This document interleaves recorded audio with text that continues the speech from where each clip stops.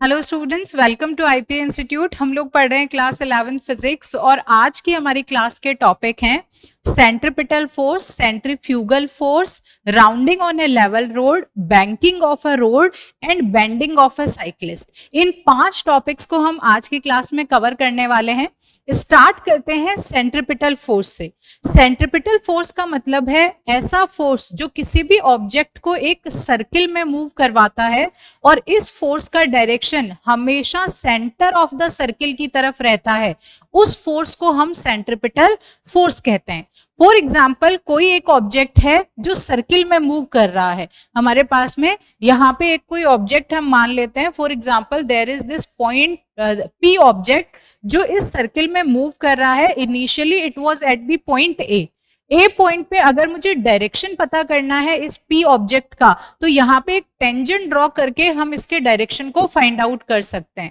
और क्योंकि ये ऑब्जेक्ट एक सर्किल में मूव कर रहा है because of the centripetal force, तो जो सेंट्रीपिटल फोर्स का डायरेक्शन होगा that will always be towards the centre. This will be the direction of centripetal force. अगर ऑब्जेक्ट बी पे है तो अगेन बी पॉइंट पे हम टेंजेंट ड्रॉ करके उस ऑब्जेक्ट के डायरेक्शन को फाइंड आउट कर सकते हैं। और जो सेंट्रीपिटल फोर्स का डायरेक्शन है that will be along the radius and towards the centre of the circle. Similarly C और डी पॉइंट पे भी हम सेंट्रीपिटल फोर्स का डायरेक्शन भी फाइंड आउट कर सकते हैं और इस ऑब्जेक्ट का डायरेक्शन क्या है वो भी पता कर सकते हैं। Now as we can see कि जब ये ऑब्जेक्ट इस सर्किल में मूव कर रहा है तो कंटिन्यूअसली अपना डायरेक्शन चेंज कर रहा है और डायरेक्शन चेंज करने की वजह से इसकी वेलोसिटी कंटिन्यूअसली चेंज हो रही है। जब भी किसी ऑब्जेक्ट की वेलोसिटी चेंज होती है इसका मतलब वो ऑब्जेक्ट के पास में एक्सेलरेशन है। तो यहाँ पे इस P ऑब्जेक्ट के पास में भी कुछ एक्सेलरेशन होगा और उस एक्सेलरेशन को हम नाम देते हैं सेंट्रीपिटल एक्सेलरेशन।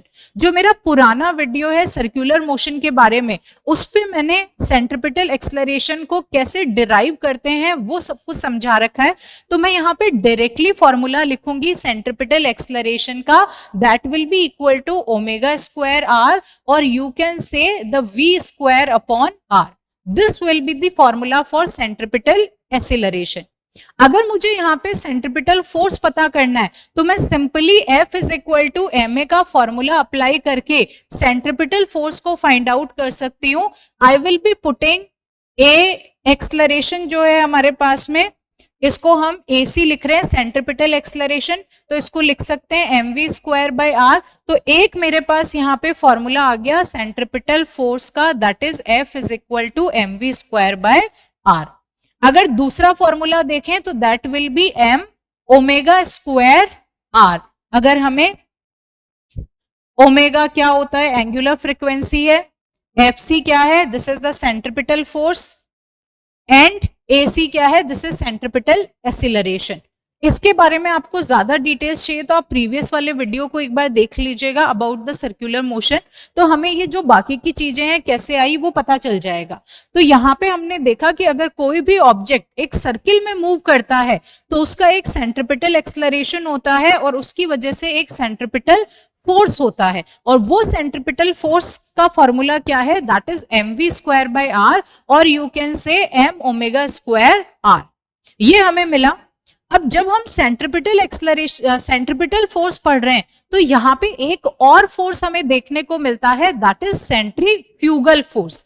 अब सेंट्रीफ्यूगल फोर्स कहां से आएगा, जब भी कोई ऑब्जेक्ट मूव करता है तो उसकी नेचुरल टेंडेंसी होती है एक स्ट्रेट लाइन में मूव करने की, that is the natural tendency.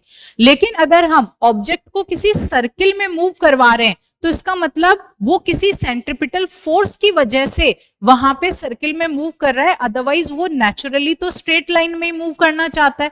तो अब उस ऑब्जेक्ट की हमेशा से वापस अपने स्ट्रेट लाइन में आने की टेंडेंसी रहेगी। तो जब वो वापस स्ट्रेट लाइन में आना चाहेगा तो वो सेंट्रीपिटल फोर्स के एक इक्वल एंड ऑपोजिट फोर्स लगाएगा to come into the straight line path, और उस फोर्स को कहा जाता है सेंट्रीफ्यूगल फोर्स।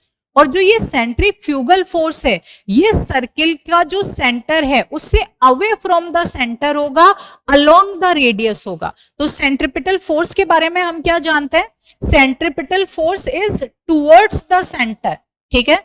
एक हम यहाँ पे बना रहे हैं सर्किल, दूसरा हमने यहाँ पे बनाया है। यहाँ पे जो सेंट्रिपिटल फोर्स है वो किधर की तरफ है, this is towards the circle, और ये ऑब्जेक्ट को सर्कुलर मोशन में मूव करवा रहा है। अब क्योंकि ये जो ऑब्जेक्ट है P वाला ऑब्जेक्ट, ये P ऑब्जेक्ट किसी स्ट्रेट लाइन में मूव करना चाहता है, ऐसी इसकी नेचुरल टेंडेंसी है। तो अब ये क्या चाहेगा, ये वापस इस सर्किल से एक स्ट्रेट लाइन में होना चाहेगा, तो ये ऑपोजिट डायरेक्शन में एक फोर्स लगाएगा सेंट्रिपिटल फोर्स के, और जो ऑपोजिट डायरेक्शन में फोर्स लगता है away from the centre, that is known as centrifugal force, that is known as centrifugal force. अब जो सेंट्रिपिटल और सेंट्रीफ्यूगल फोर्सेस हैं, they are action reaction forces, ठीक है। ये एक्शन रिएक्शन है, इसका मतलब मैग्नीट्यूड दोनों का सेम रहेगा बट डायरेक्शन ऑपोजिट है। एक का direction along the radius towards the centre है for the centripetal force, centrifugal force का जो डायरेक्शन है वो away from the centre along the radius है। तो इक्वल मैग्नीट्यूड ऑपोजिट डायरेक्शन। तो अगर मैं सेंट्रीफ्यूगल फोर्स को भी यहाँ पे लिखना चाहूं तो इसका भी फॉर्मूला आएगा mv²/r, or you can say this will be m omega square r. So this will be the formula for centrifugal force. अब अभी मैंने तुमसे कहा कि एक्शन रिएक्शन फोर्सेस हैं सेंट्रिपिटल एंड सेंट्रीफ्यूगल। बहुत सारे बच्चों को एक्शन रिएक्शन फोर्सेस में बड़ी दिक्कत रहती है, वो बार बार कमेंट करके पूछते रहते हैं कौन सा एक्शन फोर्स है, कौन सा रिएक्शन फोर्स है। तो एक एग्जांपल की हेल्प से मैं यहाँ पे तुम्हें क्लियर कर देती हूँ कि कौन सा एक्शन है, कौन सा रिएक्शन है। देखो, न्यूटन थर्ड लॉ से हमें पता है कि एक्शन और रिएक्शन हमेशा दो अलग अलग ऑब्जेक्ट्स पे लगते हैं। अगर सेम बॉडी पे लगेंगे तो उनका नेट इफेक्ट 0 आ जाएगा, वो एक दूसरे को कैंसिल कर देंगे। और न्यूटन का थर्ड लॉ कहता है एक्शन रिएक्शन दो अलग अलग फोर्सेस हैं, अलग अलग ऑब्जेक्ट पे लगने वाले फोर्सेस हैं जो एक दूसरे को कैंसिल नहीं करते हैं। तो यहां हम एग्जांपल लेते हैं। फॉर एग्जांपल एक स्टोन है, उसको हमने रस्सी से बांधा है और अब हम उसे एक सर्किल में घुमा रहे हैं। जब हम उसे सर्किल में घुमा रहे हैं तो जो स्टोन है उस स्टोन के ऊपर क्या हो रहा है, यहाँ पे उस स्टोन पे एक फोर्स लग रहा है टुवर्ड्स द सेंटर। इस रस्सी से हम इसे ऐसे सर्किल में घुमा रहे हैं तो टुवर्ड्स द सेंटर इस स्टोन पे जो फोर्स लग रहा है दैट इज सेंट्रीपिटल फोर्स। तो सेंट्रीपिटल हम फॉर एग्जांपल मानते हैं एक्शन फोर्स है और वो किस पे लग रहा है, वो स्टोन पे लग रहा है। अब अगर मैं घुमा रही हूं इस तरीके से उस सर्किल को, सर्किल में उस स्टोन को धागे से बांध के, तो मेरे हाथ पे एक रिएक्शन फोर्स लगेगा इक्वल एंड ऑपोजिट मैग्नीट्यूड का, ठीक है। तो मेरे हाथ पे लग रहा है रिएक्शन फोर्स, स्टोन पे लग रहा है एक्शन फोर्स। तो यहाँ पे जो एक्शन और रिएक्शन, सेंट्रिपिटल और सेंट्रीफ्यूगल फोर्स है, वो दोनों अलग अलग ऑब्जेक्ट्स पे हो गए। एक स्टोन पे लगा है, एक जिस ऑब्जेक्ट ने घुमाया है उसको उस ऑब्जेक्ट पे लग रहा है। दोनों का मैग्नीट्यूड सेम है, दोनों का डायरेक्शन ऑपोजिट है, ठीक है। तो this was about the centripetal and centrifugal force. अब हम बात करते हैं कि अगर किसी भी गाड़ी को एक बेंड, जहां पे भी कर्व आता है, जैसे हम सड़क पे जाते हैं रोड वगैरह पे, तो बहुत सारी जगहों पे ऐसे कर्व्स आते हैं जहां पे हमें गाड़ी को मोड़ना होता है। तो जब गाड़ी मुड़ती है तो उस टाइम पे उसकी क्या वेलोसिटी होनी चाहिए, कौन सा एंगल के साथ में वो मुड़नी चाहिए, कितना स्पीड को हमें कम करना पड़ेगा, तो ये सारी बातें अब हम आगे वाले टॉपिक्स में पढ़ेंगे। तो सबसे पहले हमारे पास में टॉपिक है rounding a level curved road. हमारे पास में एक कर्व्ड रोड है, यहाँ पे हम कुछ इस तरीके से बना लेते हैं इसको। This is the curved road, और इसको कैसा कहा है हमने, लेवल्ड। लेवल्ड होने का मतलब है कि ये बिल्कुल भी ऊपर नीचे नहीं है, ये बिल्कुल ऐसे स्ट्रेट है। मतलब जो रोड है वो कहीं से भी ऐसे ऊपर नीचे नहीं है, बिल्कुल ऐसे लेवल पे है। तो जब लेवल पे है तो हमने उसको लेवल्ड रोड बोला, और कर्व्ड है तो हमने इसमें हल्का सा कर्व दे दिया। अब बात आती है कि यहाँ पे कौन सी वेलोसिटी, मैक्सिमम वेलोसिटी जिसके साथ में रोड पे अगर गाड़ी चल रही है वो बेंड करे तो वो स्किड ना हो, वो गिरे नहीं, वो मैक्सिमम वेलोसिटी हमें पता करनी है। और इसी के साथ सेफ स्पीड क्या होगी अगर कोई भी गाड़ी यहाँ पे टर्न लेती है, क्योंकि जब भी हम पहाड़ियों में जाते हैं या फिर जहां पे भी टर्न होता है गाड़ी का, वहां पे तुमने देखा होगा कि बहुत सारे बोर्ड लिखे हुए होते हैं और उनपे एक स्पीड लिमिट लिखी हुई होती है कि यहाँ की जो स्पीड लिमिट है that is 40 kilometre per hour या फिर 50 किलोमीटर पर आवर। तो इस तरीके से वो सेफ स्पीड लिखा हुआ है कि इस स्पीड से तुम यहाँ कर्व पे जो भी बैंड करोगे, गाड़ी को मोड़ोगे, तो उसमें कोई दिक्कत नहीं आएगी, वो आराम से चली जाएगी, वहां स्किड होने के चांसेस नहीं है।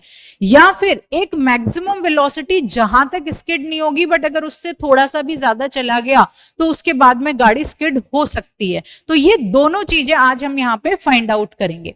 ये लेवल्ड रोड है, लेवल्ड रोड पे हमने कहा यहाँ पे एक गाड़ी है और ये जो गाड़ी है, इस गाड़ी पे अब फोर्सेस कौन कौन से लग रहे हैं पहले उनकी बात करते हैं। तो यहाँ पे सबसे पहले एक नीचे की तरफ फोर्स लग रहा है, दैट इज mg फोर्स। अब जो ये रोड है वो इस गाड़ी के ऊपर एक फोर्स, रिएक्शन फोर्स लगा रही है, तो that is in the upward direction. तो यहाँ पे ये रिएक्शन फोर्स हो गया। तो जैसे ही वो गाड़ी मुड़ना चाह रही है तो उसके पहिए कैसे जाना चाह रहे हैं, वो स्ट्रेट लाइन में जाना चाह रहे हैं, तो वो रेजिस्ट करेंगे उस बेंडिंग को और वो स्ट्रेट में चलना चाहेंगे।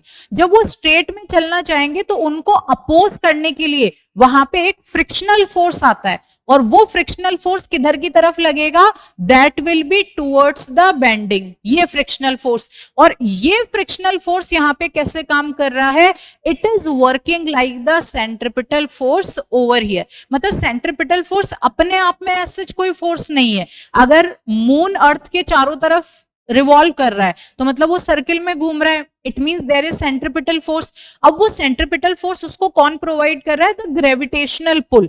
तो ग्रेविटेशनल पुल से उसको सेंट्रिपिटल फोर्स मिला। यहाँ पे जब हम गाड़ी को ऐसे मोड़ रहे हैं तो यहाँ पे अलग से कोई सेंट्रिपिटल फोर्स नहीं लगा, जो फ्रिक्शनल फोर्स है it is acting like a centripetal force, वो इसको हेल्प कर रहा है कर्व में जाने में, उसको बेंड करने में। अगर कोई एटम किसी न्यूक्लियस के चारों तरफ मूव कर रहा है तो वहां पे अलग फोर्सेस काम कर रहे हैं जो कि सेंट्रिपिटल फोर्स की तरह काम कर रहे हैं। तो ये अपने आप में कोई फोर्स नहीं है, बाकी के जो फोर्सेस हैं they act like centripetal force. तो यहाँ पे फ्रिक्शनल फोर्स किसका काम कर रहा है, सेंट्रिपिटल फोर्स का। अच्छा, अब ये फ्रिक्शनल फोर्स होगा तो इसकी वजह से ये मुड़ जाएगा। Now we need to find out the maximum velocity जहां तक ये स्किड नहीं होगा और आराम से निकल जाएगा। उसके बाद में हम सेफ स्पीड की बात करेंगे। मैक्सिमम वेलोसिटी के लिए मैं कहती हूं कि अगर जो हमारा यहाँ पे फ्रिक्शनल फोर्स है वो किसके बराबर हो जाए, वो इस centripetal force mv square by r के बराबर हो जाए, तो इसका मतलब यहाँ पे ये वाली जो वेलोसिटी मैंने लिखी है that is the maximum velocity जहां तक ये ऑब्जेक्ट आराम से मूव कर पाएगा, उसके बाद नहीं मूव कर पाएगा। तो मैं इसको v मैक्स लिख लेती हूँ, ठीक है। अब फ्रिक्शनल फोर्स का क्या फॉर्मूला होता है, this is equal to coefficient of friction into the normal reaction, this is equal to again mv square by r। अब ये r क्या है, वो जो कर्व्ड पाथ है ना उसका हम लोगों ने ये r ले रखा है। दिस इज रिएक्शन फोर्स, ये कर्व्ड पाथ के लिए है, ठीक है। अब यहाँ r और mg, क्योंकि यहाँ पे वर्टिकल में कोई कुछ भी नहीं है और कोई फोर्स नहीं है, तो दो r है वो किसके बराबर है, this is equal to mg force, r is equal to mg force. तो हम r की जगह क्या लिख लेते हैं, we will write down mg, this is equal to m v max square divide by small r, m से m cancel हो गया। we want to find out the v max, तो v max कितना आ जाएगा, v max will be equal to, इस r को इधर ले आओ, this is mu s into small r, ये g यहाँ ऑलरेडी है, ये आ जाएगा, और हमने स्क्वायर हटाया तो इस पे रूट लगा देंगे। This will be the formula for the maximum velocity, जिसके साथ अगर ये गाड़ी यहाँ पे मुड़ती है तो वो स्किड नहीं होगी, आराम से चली जाएगी, अदरवाइज इसके गिरने के चांसेस रहेंगे, आराम से इजीली इसको क्रॉस नहीं कर पाएगी। तो this is the first case, ये हमारे पास एक केस आ गया। So this was about the rounding A level curved road. अब हम आगे चलते हैं, that is about the banking of road. Banking of road से हमारा क्या मतलब है, अगर हम चाहते हैं, अब देखो जो हमारा लेवल रोड वाला केस था उसके अंदर क्या हो रहा था, उसके अंदर जब भी हमें किसी लेवल्ड रोड पे गाड़ी को मोड़ना है किसी कर्व पे, तो स्पीड को बहुत ज्यादा स्लो डाउन करना होता है और उसके बाद में हम सेफली उसको वहां पे बेंड कर पाते हैं। अगर कोई गाड़ी तेज स्पीड में है और फिर भी वो सेफली उस कर्व को पार करना चाहती है, वहां पे बेंड हो जाना चाहती है, तो फिर उस वाले केस में क्या चीज की जा सकती है कि एक ज्यादा स्पीड पे भी स्मूथ और सेफ बेंडिंग हो सके। तो उसके लिए एक कॉन्सेप्ट आता है, that is about the banking of road. Banking of road से मतलब है कि जहां पहले हमने बिल्कुल ऐसे लेवल्ड रोड ले रखी थी, एकदम स्ट्रेट बिल्कुल लेवलिंग पे, अब हम क्या करेंगे, जो आउटर पार्ट है रोड का उसको हल्का सा ऐसे ऊपर कर देते हैं और उसको कहा जाता है बैंकिंग ऑफ रोड। कैसे, एक बार दोबारा बताती हूँ। This is the levelled road, ठीक है, बिल्कुल एकदम एक लेवल पे है। अब अगर हम इसी पे क्या कर दें, इसी के ऊपर ये इनर वाला पार्ट है, this is the inner part and this is the outer part. कुछ इस तरीके से ये कर्व्ड रोड है। इस पे हमने इसको अंदर वाले पार्ट को तो कोई चेंज नहीं किया, बट जो बाहर आउटर वाला पार्ट है उसको थोड़ा सा बड़ा कर दिया, इसको हल्का सा हमने ऊपर कर दिया, ये ऊपर हो गया, यहाँ पे किसी हाइट एच पे हमने ऊपर कर दिया, तो इसको कहा जाता है बैंकिंग ऑफ रोड। तो अब जब भी आप किसी भी रोड पे जाओ जहां पे ऐसे कर्व आता है, वहां पे नोट करना कि जो आउटर वाला पार्ट है वो काफी ऊपर होता है in comparison to the inner part, और ये इसीलिए किया जाता है ताकि वहां पे तेज स्पीड में भी स्मूथ टर्न लिया जा सके, टर्न लेते टाइम कोई भी डेंजर ना आए। ठीक है, तो आप इस चीज को नोट करना, आप लोगों को आराम से दिख जाएगा, जहां पे भी कर्व्ड होता है आउटर पार्ट हल्का सा ऊपर उठा हुआ रहता है। तो हमने यहाँ पे ये बैंकिंग ऑफ रोड लिख लिया। ये वाला जो एंगल है this is angle theta.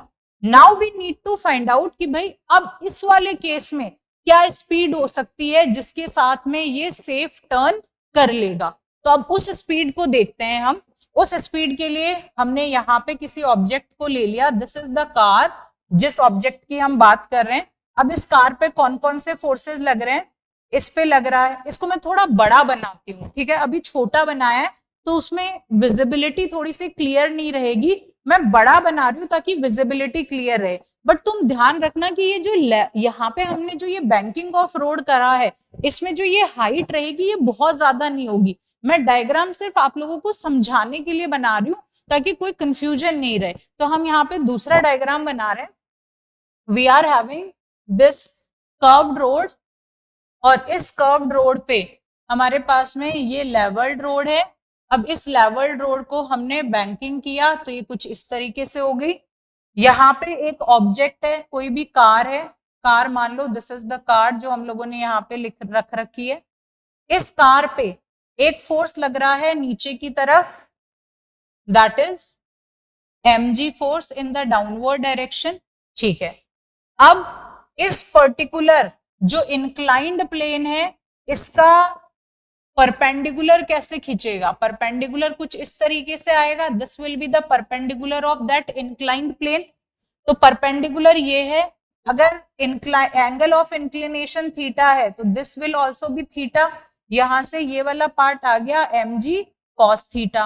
mg cos theta के बाद में इधर की तरफ हमारे पास क्या मिल जाएगा, mg sin theta. I hope आप लोगों को रिजॉल्व करना आता होगा वेक्टर्स को। मैं यहाँ पे वेक्टर्स की रेजोल्यूशन का जो मेथड है उसका यूटिलाइजेशन करके ये सारे काम कर रही हूँ। तो अगर आप लोगों को वेक्टर्स नहीं आते हैं तो आई विल सजेस्ट कि आप लोग एक बार वेक्टर्स पढ़ लीजिएगा ताकि ये चीजें आपको क्लियर रहे, अदरवाइज ये समझ में नहीं आएगा अनटिल अनलेस आपको वेक्टर्स नहीं आते हैं। ठीक है, इतना हो गया। अब यहाँ पे रिएक्शन फोर्स लग गया आर आपके पास में।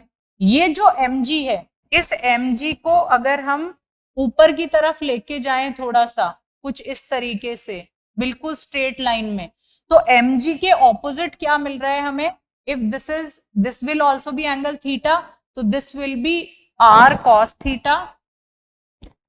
ये क्या हो जाएगा, this is r cos theta, और यहां पे हमें मिल जाएगा एक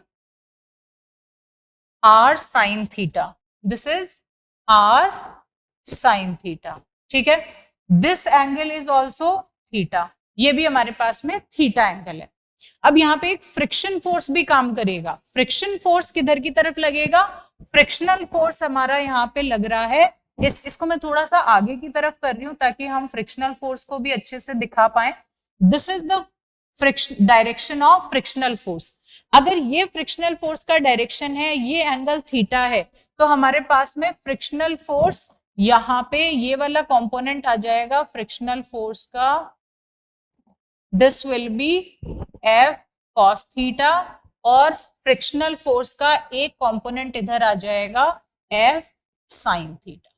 ठीक है, ये हमारे पास में वेक्टर्स के कंपोनेंट है। जो भी फोर्सेस लग रहे हैं उनको हमने कंपोनेंट फॉर्म में लिख दिया है।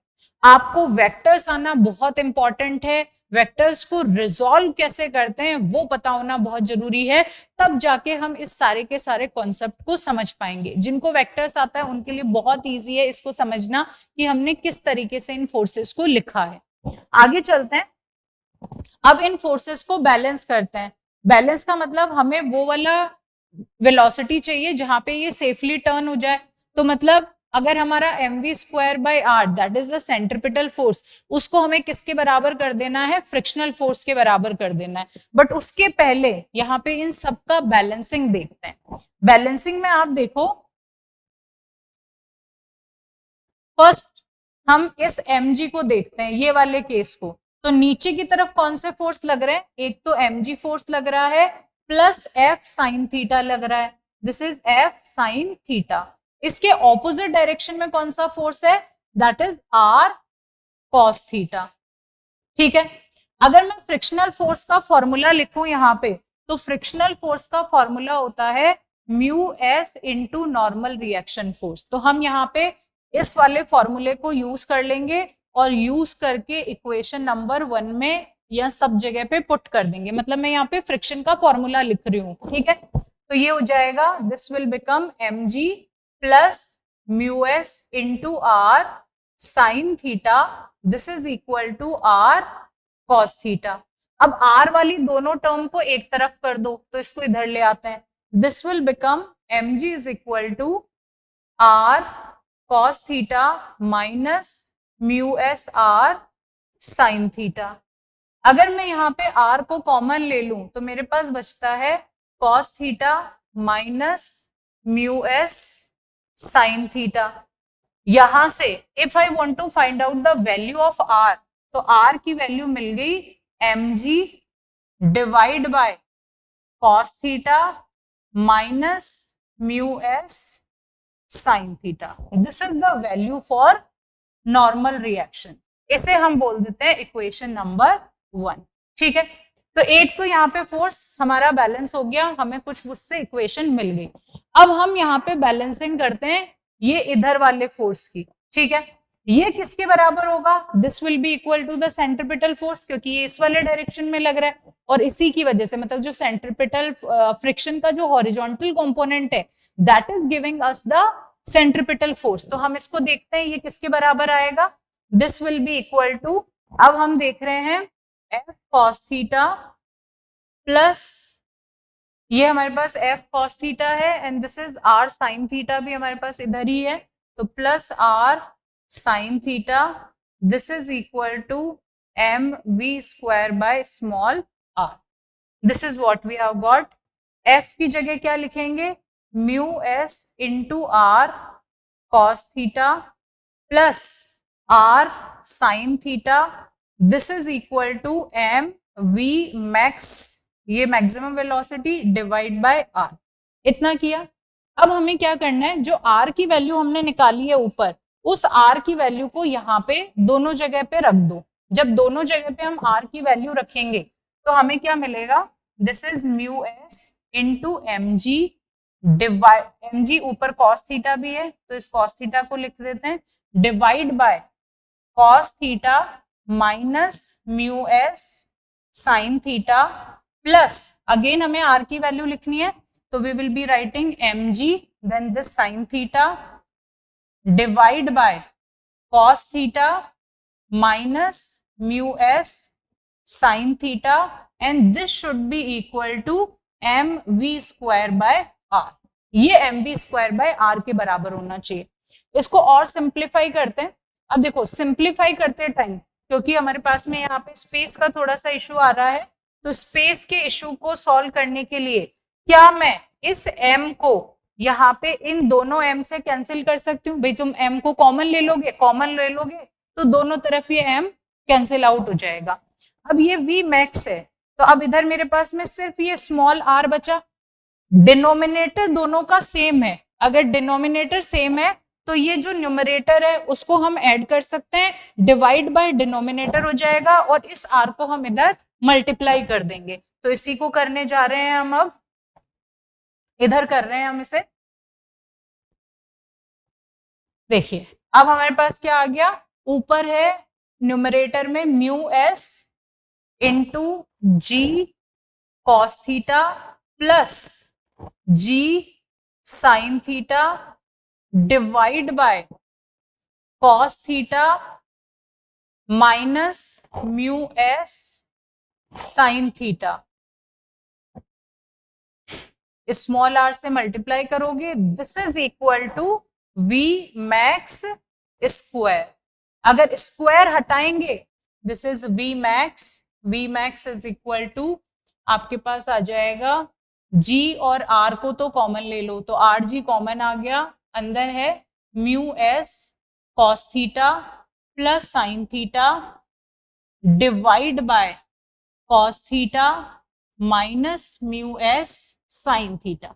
This will be the maximum velocity जिसके साथ अगर कोई भी ऑब्जेक्ट चल रहा है तो वो स्किड नहीं होगा, अगर बैंकिंग ऑफ रोड का केस है। ये हम लोगों को ध्यान रखना है। तो हम लोगों ने ऑलरेडी पूरा का पूरा डेरिवेशन कर लिया, यहाँ पे बैंकिंग ऑफ रोड को समझ लिया।